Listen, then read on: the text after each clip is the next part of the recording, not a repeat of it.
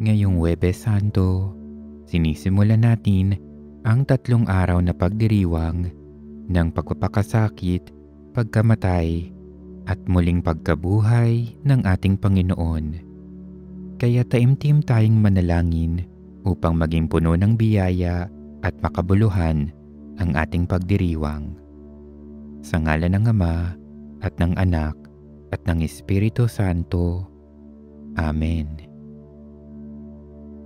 O aming Panginoong Hesukristo, sa iyong kabutihan at kababaang loob, minarapat mong magpakasakit at magdusa para sa aming kaligtasan. Inaalala namin ngayong Huwebes Santo ang iyong huling hapunan kasama ng iyong mga alagad, kung saan hinugasan mo ang kanilang paa at ibinigay mo ang iyong sarili bilang pagkain at inuming tanda ng iyong walang hanggang pag-ibig sa lahat. Maalala nawa naming lagi ang iyong halimbawa ng paglilingkod at pag-aalay ng sarili, at mapasalamatan ka nawa namin sa lahat ng pagkakataon dahil sa iyong dakilang pag-ibig sa amin. Gayon din naman, nais ka naming samahan at damayan sa iyong pagtangis at pananalangin sa halamanan. Maging gising at malay nawa kami nang hindi kami madaig ng tukso. Puspusin mo kami ng mga biyayang kinakailangan namin upang ganap naming mapagnilayan ang iyong pagpapakasakit at makapagdasal rin kaming taimtim kasama ka. Maging daan nawa ang gawaing ito upang matapat naming masundan ang iyong paglilingkod at pag-aalay ng sarili para sa kaligtasan ng sanlibutan. Patatagin mo kami, lalo na ang aming mga puso, nang matularan namin ang iyong pagpapakumbaba at pagtitiis.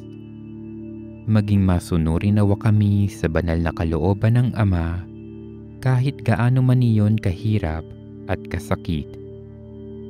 Kayanin nawa naming maging tapat sa iyong turo at halimbawa sa gitna man ng pagsubok at pagdurusa. O aming Panginoong Hesukristo, buksan mo ang puso namin upang ibigin ka namin ng lubusan, pati na ang aming kapwa. Makapagpuri nawa kami sa iyo sa pamamagitan ng aming mga pagsisikap. Sa iyo, o aming Panginoon, ang lahat ng papuri at pasasalamat.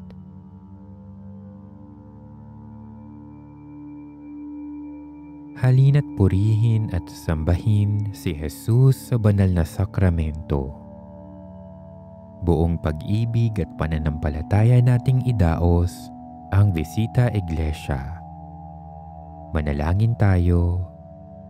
Mapagmahal na Ama, pinupuri at pinasasalamatan ka namin sa biyaya ng pagkakataong ito upang kami ay magtipon-tipon at isagawa ang tradisyonal na Visita Iglesia. Hiling namin ang iyong pagpapala at pagpapatnubay upang maging ligtas at makabuluhan ang banal na paglalakbay na ito. Iniaalay namin sa iyo ang aming mga puso at kaluluwa habang naghahanda kaming bisitahin ang iyong mga banal na simbahan at dambana upang katagpuin ka sa banal na Eucharistia. Ngayong mga mahal na araw, inaalala namin ang pinakadakilang sakripisyong ginawa ng iyong anak, si Hesukristo, para sa kapatawaran ng aming mga kasalanan. Itinataas namin ang aming taus-pusong pasasalamat para sa kanyang pagmamahal, awa at habag na patuloy na nagbibigay inspirasyon at gumagabay sa amin sa araw-araw. Sa Visita Iglesia na ito, hangad namin na buksan mo ang aming mga puso at isipan upang matanggap namin ang iyong biyaya at karunungan.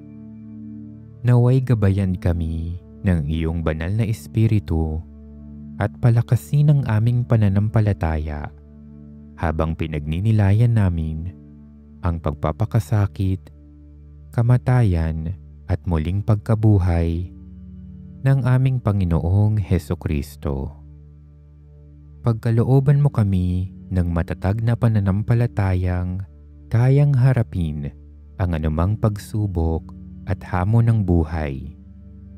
Maging daan nawa ang tradisyong ito upang makita namin ang iyong mapagpalang liwanag at mag-umapaw sa aming buhay ang iyong pagmamahal at mga pagpapala.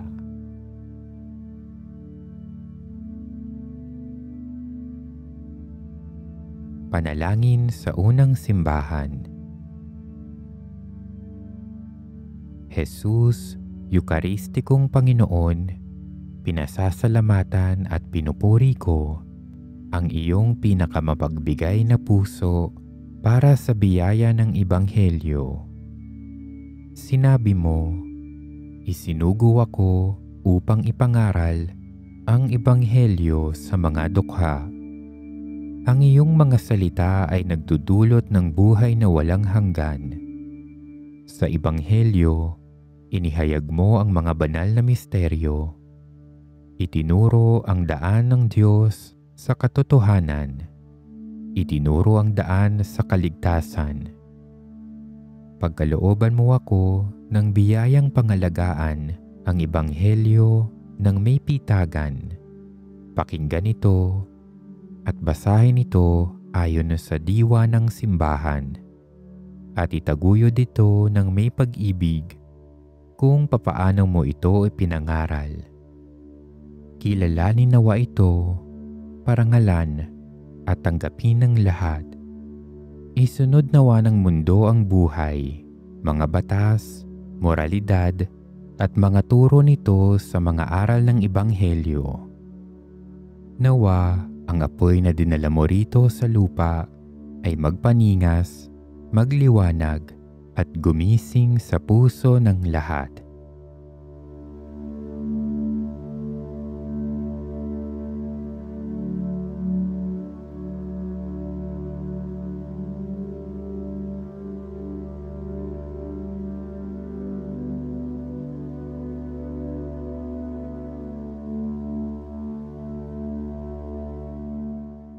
Magiliw na puso ng aking Jesus, tulungan mo akong lalo pang ibigin ka.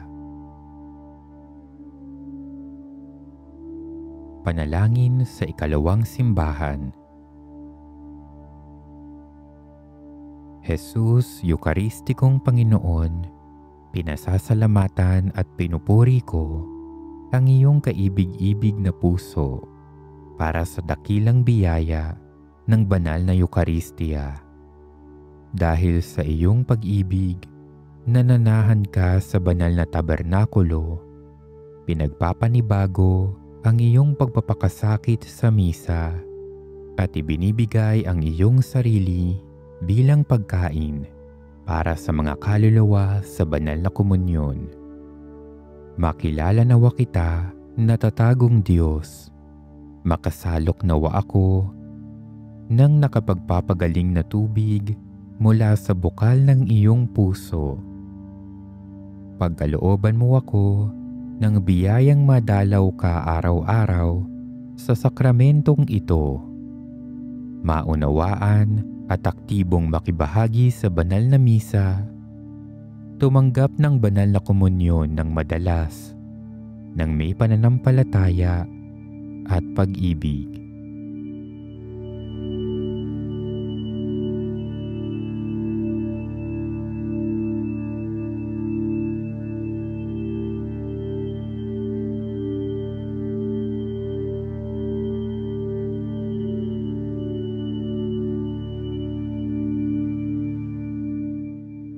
Magiliw na puso ng aking Jesus, tulungan mo akong lalo pang ibigin ka.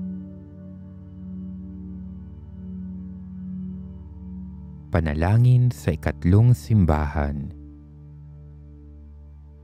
Jesus, Eucharistikong Panginoon, pinupuri at pinasasalamatan ko ang iyong pinakamagiliw na puso dahil sa biyaya ng simbahan. Siya ang inang nagtuturo sa amin sa katotohanan, gumagabay sa amin sa landas patungong langit at naghahatid ng buhay ng Diyos sa amin. Ipinagpapatuloy niya ang iyong mapagligtas na misyon dito sa lupa bilang katawang mistiko. Siya ang arka ng kaligtasan. Siya ay di maaaring magkamali, hindi nagbabago at pangkalahatan. Pagkalooban mo nawa ako ng grasyang ibigin siya kung papaano mo siya inibig at pinabanal sa iyong dugo. Makilala nawa siya ng mundo. Lahat nawa ng tupa ay mapabilang sa iyong kawan. Ang lahat nawa ay magkaroon ng kababaang loob na makipagtulungan sa iyong kaharian.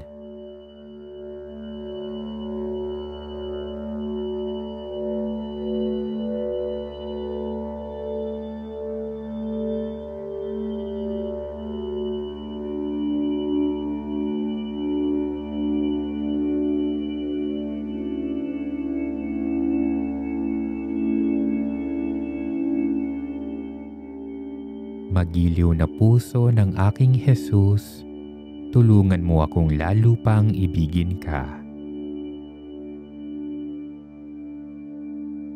Panalangin sa ika-4 na simbahan.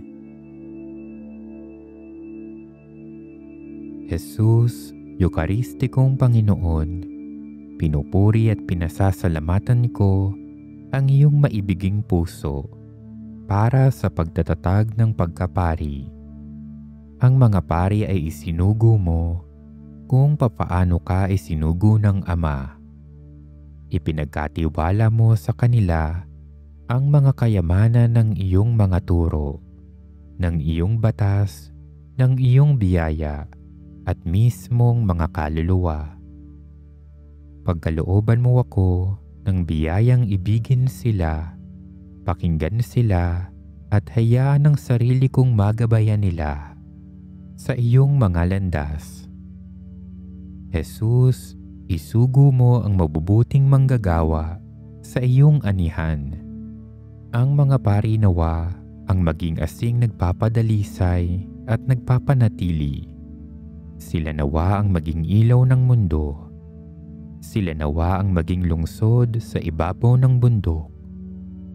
Naway mahubog ang bawat isa sa kanila ayon sa iyong puso. At balang araw sa langit, mapaligiran nawa sila bilang isang korona ng kaluwalhatian ng napakaraming mga kaluluwang napabalik sa iyo.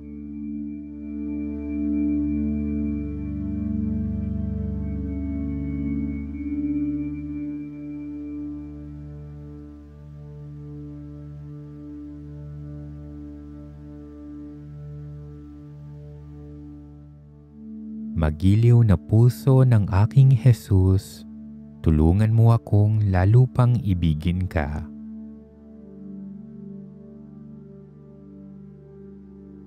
Panalangin sa ika-5 simbahan.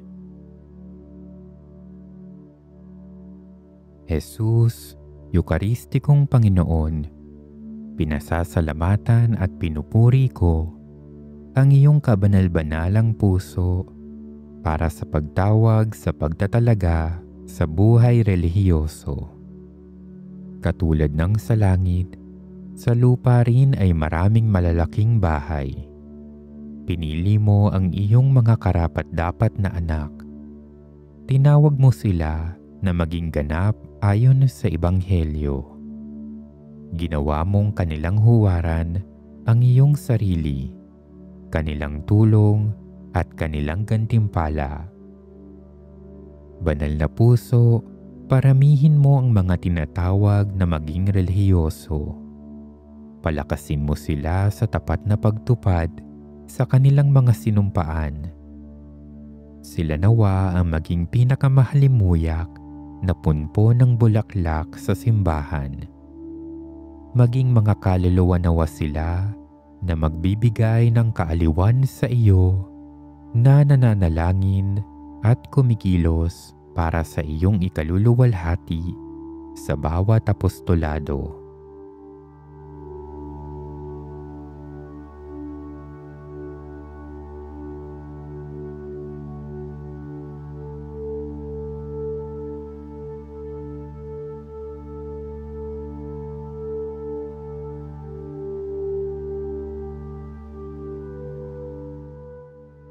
Magiliw na puso ng aking Jesus, tulungan mo akong lalo pang ibigin ka.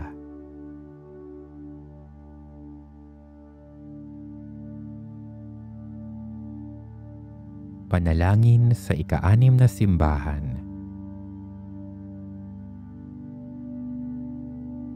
Jesus, Eukaristikong Panginoon, pinasasalamatan at pinupuri ko ang iyong pinakamahabaging puso para sa pagkakaloob sa amin ng mahal na Birheng Maria bilang aming ina, guro at reyna. Habang ikaw ay nakapako sa krus, inihabilin mo kaming lahat sa kanyang mga kamay. Pinagkalooban mo siya ng dakilang puso, malawak na karunungan at napakatinding kapangyarihan. Makilala nawa siya ng lahat ng tao, ibigin siya, manalangin sa kanya. Hayaan nawa ng lahat na ang kanilang mga sarili ay maakay niya palapit sa iyo, tagapagligtas ng mundo. Inilalagay ko ang aking sarili sa kanyang mga kamay, katulad ng ginawa mo. Kasama niya, nais kong mabuhay ngayon sa oras ng aking kamatayan at magpasawalang hanggan.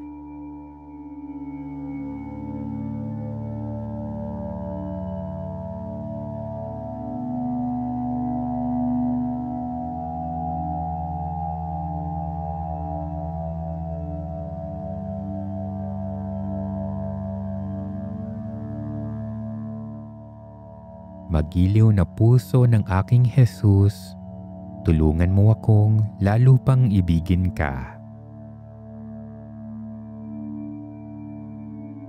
Panalangin sa ika-7 simbahan.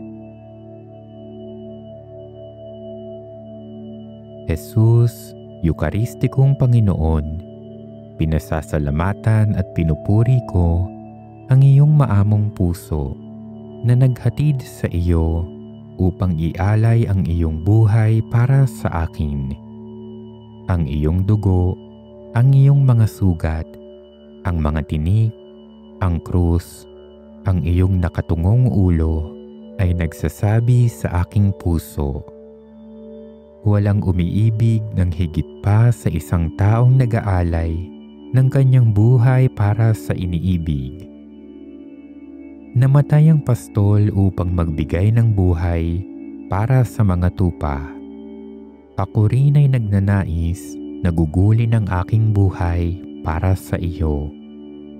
Loobin mo na sa tuwina, sa lahat ng lugar at sa lahat ng bagay, ay gawin akong kasangkapan para sa higit mong kaluwalhatian at upang palagi kong ulitin, matupad ang iyong kalooban. Pagningasin mo ang aking puso ng banal na pag-ibig para sa mga kaluluwa.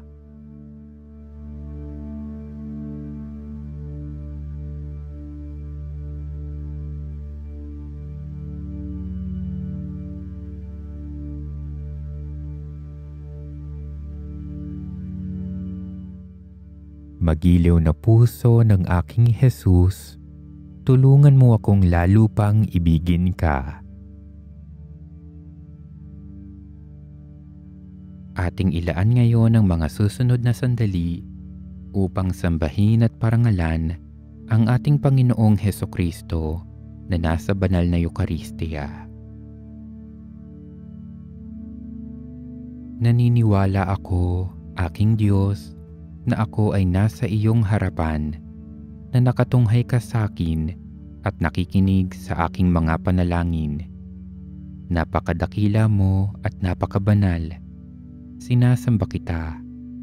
Ipinagkaloob mo sa akin ng lahat. Pinasasalamatan kita. Labis akong nagkasala sa iyo. Hinihingi ko ng buong puso ang iyong pagpapatawad. Ikaw ay napakamahabagin. Hinihiling ko sa iyo ang lahat ng biyayang nalalaman mong makabubuti sa akin.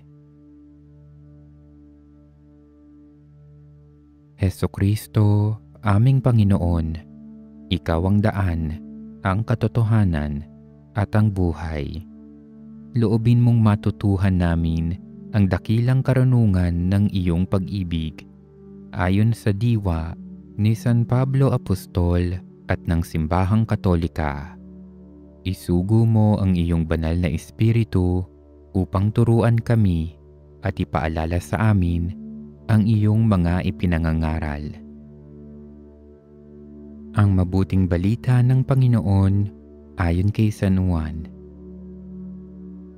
Ako siyang mabuting pastol, nag-aalay ng kanyang buhay alang-alang sa mga tupa, ang mabuting pastol. Ang upahan at hindi pastol, na hindi naman kanya ang mga tupa.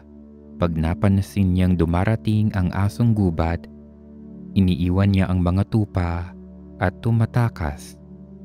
Kaya tinaagaw ng asong gubat ang mga ito at ipinangangalat, sapagkat upahan siya at wala siyang pakialam sa mga tupa. Ako siyang mabuting pastol. Kilala ko ang mga akin at kilala ako ng mga akin. Kung paanong kilala ako ng Ama at kilala ko ang Ama. At itinaya ko ang aking buhay para sa mga tupa. May iba akong mga tupa na di mula sa kulungang ito. Maging sila ay kailangan kong akayin palabas. At makikinig sila sa tinig ko at magkakaroon ng iisang kawan, iisang pastol. Kaya mahal ako ng Ama dahil itinataya ko ang aking buhay at saka muli ko itong kukunin. Walang nag-aalis nito sa akin, kundi ako ang kusang nagtataya nito. May kapangyarihan akong itaya ito at may kapangyarihan akong kunin itong muli. Ito ang utos na tinanggap ko mula sa aking Ama.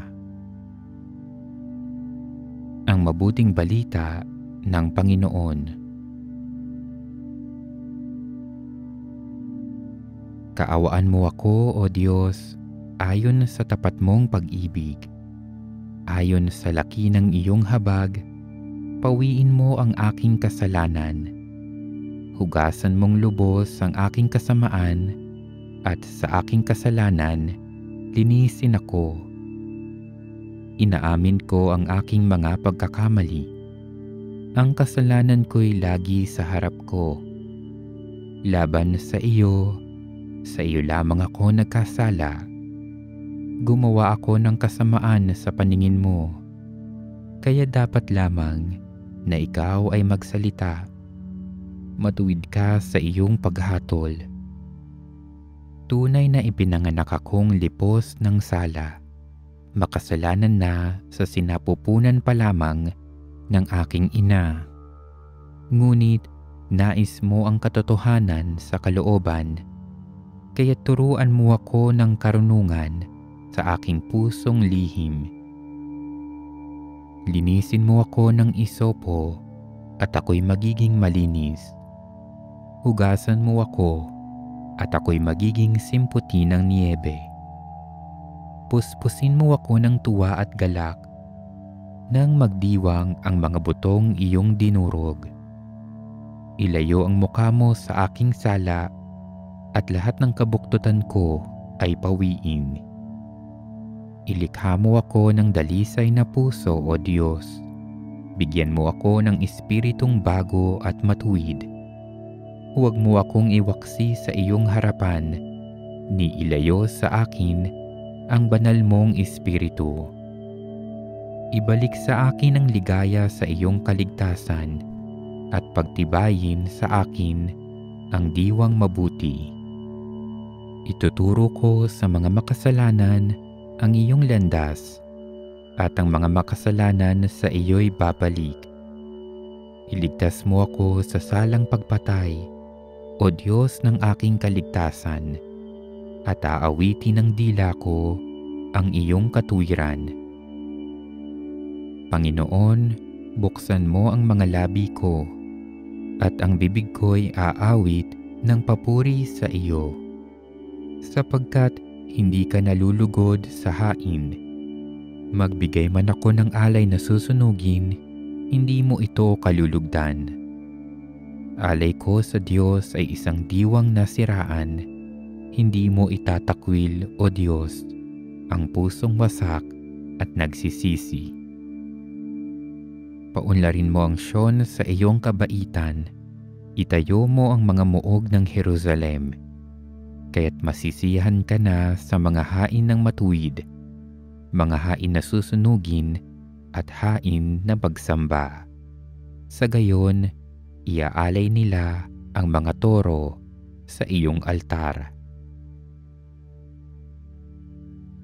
Sinasamba ka namin, Jesus, walang hanggang pastol ng sangkatauhan. Nariyan ka sa banal na Eucharistia upang patuloy na manahan sa gitna ng iyong kawan. Binibigyan mo kami ng pagkaing nagpapalakas sa amin. Pinangangalagaan mo kami. Ginagabayan mo kami patungo sa makalangit na tahanan. Hindi kami nabubuhay sa tinapay lamang, kundi sa iyong mga aral ng katotohanan at pag-ibig. Ang iyong mga tupa ay nakikinig sa iyong tinig at sinusunod nila ito ng may pag-ibig. Kaawaan mo ang napakaraming naliligaw ng landas sa anino ng pagkakamali at kamangmangan, katulad ng mga tupa na walang pastol. Akitin mo sila sa iyong katotohanan. Paramihin mo ang mga tagapagpalaganap ng Ebanghelyo, mga katikista at mga apostol ng mass media. Pagkalooban mo kami ng biyayang pakinggan at ibigin ang iyong salita upang magbunga ito sa aming mga puso. Magsalita ka, Panginoon, nakikinig ang iyong lingkod. Jesus, mabuting pastol, daan at katotohanan at buhay, kaawaan mo kami. Pinasasalamatan ka namin, Jesus, mabuting pastol, dahil sa pagbaba mo mula sa langit upang hanapin ang sangkatauhan at ibalik ito sa daan ng kaligtasan. Sa iyo ay natupad ang pangako. Ibabangon ko sa gitna ng mga nagpangalat na tupa ang isang pastol na titipon sa kanila at mangangalaga sa kanila. Nangunguna ang pastol at sumusunod sa kanya ang mga tupa, sapagkat nakikilala nila ang kanyang tinig. Ibinigay mo ang iyong mga utos, ang iyong mga payo, ang iyong mga halimbawa. Ang sinumang tumutupad ng mga ito ay nabubusog ng isang tinapay na hindi nasisira. Ang aking pagkain ay ang kalooban ng Ama sa langit. Kaawaan mo ang mga binubusog ang kanilang mga sarili sa kasinungalingan at mga bagay na walang kabuluhan.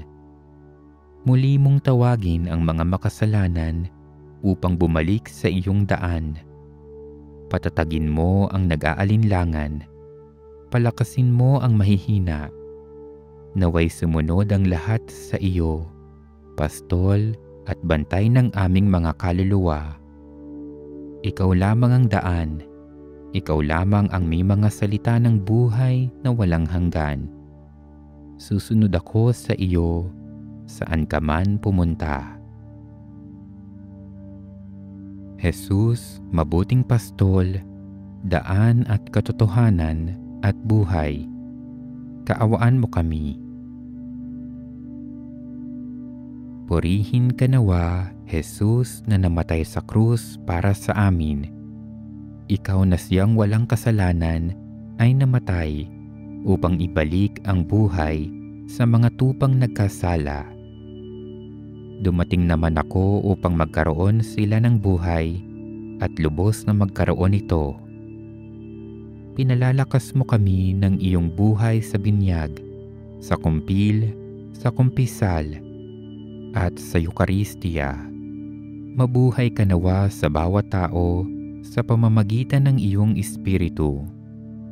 Ibalik mo sa iyong kawan ang lahat ng mga nahiwalay sa iyo, sapagkat katulad sila ng mga sanga na pinutol sa puno. Dumadalangin kami sa iyo para sa simbahan na nakamit mo sa halaga ng iyong dugo.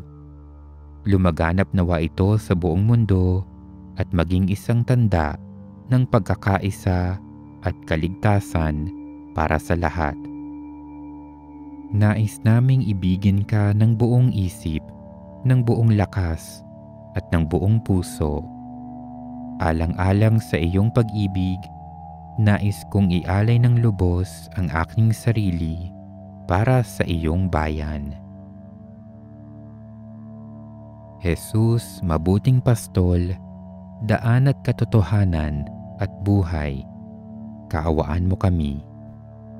Sa ngalan ng Ama, at ng Anak, at ng Espiritu Santo. Amen.